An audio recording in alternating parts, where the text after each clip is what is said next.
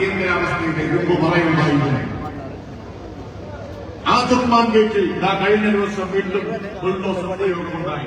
അതേ തുർമാൻ ഗേറ്റിൽ കഴിഞ്ഞ ദിവസം ബുൾഡോസർ പ്രയോഗമുണ്ടായി.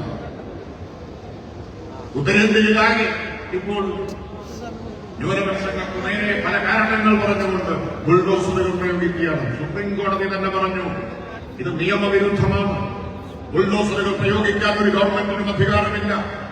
ഒരാളുടെയും വീടുകൾ ഇടിച്ചു നിരത്താൻ പാടില്ല. അങ്ങേയറ്റം നിയമവിരുദ്ധമാണ്.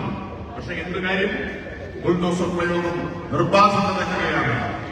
പക്ഷെ ബുൾഡോസറിന്റെ വടക്ക് മാത്രമല്ല, ഉരുണ്ടുരുണ്ടും തെക്കോട്ടെത്തിയിരിക്കുന്നു എന്നതാണ് കഴിഞ്ഞ ദിവസം നാം ബാംഗ്ലൂരിൽ കണ്ട കാഴ്ച. 3000-ഓളം പേരാണ് കൊടുങ്കുളത്തിൽ ഒരു ദിവസം എടുക്കുന്നതിന് മുമ്പ് പരിപാടിയിലായത് അവരുടെ വീടുകൾ ഇടിച്ചു നിരത്തി വൻകൂനയായി മാറിയ ഹൃദയഭേദകമായ നടത്തുന്നു. അവരിൽ സ്ത്രീകളുണ്ട്, ഗർഭിണികളുണ്ട്, നൈപുണ്യങ്ങളുണ്ട്, പ്രായം ചെന്ന അന്യവയോധികരായിട്ടുള്ള ആളുകളുണ്ട്. ബാംഗ്ലൂരിന്റെ കൊടുങ്കുളത്തിൽ അവരെല്ലാം തെരുവിലേക്ക് വലിച്ചെറിയപ്പെട്ടു. നമ്മൾ കാണുന്നത് എന്താണ്?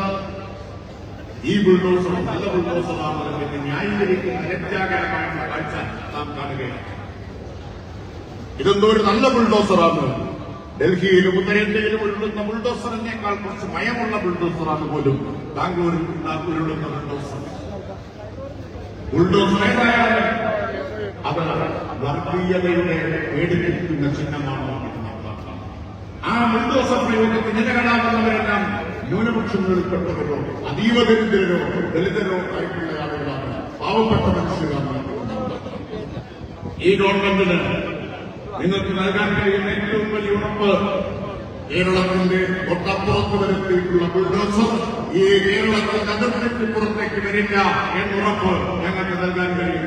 ഒരു ബുൾഡോസറും ഈ കേരളത്തിൽ ഉരുളുകയില്ല ന്യൂനപക്ഷങ്ങൾക്ക് നേരെ എന്നുറപ്പാണ് LDFന് വേണ്ടി, ഈ സർക്കാരിന് വേണ്ടി നൽകാൻ കഴിയുക. അത് നിസ്സംശയം പറയാൻ കഴിയും. ഇന്ന് ആശങ്കയുടെയും ഭീതികളുടെയും നാളുകൾ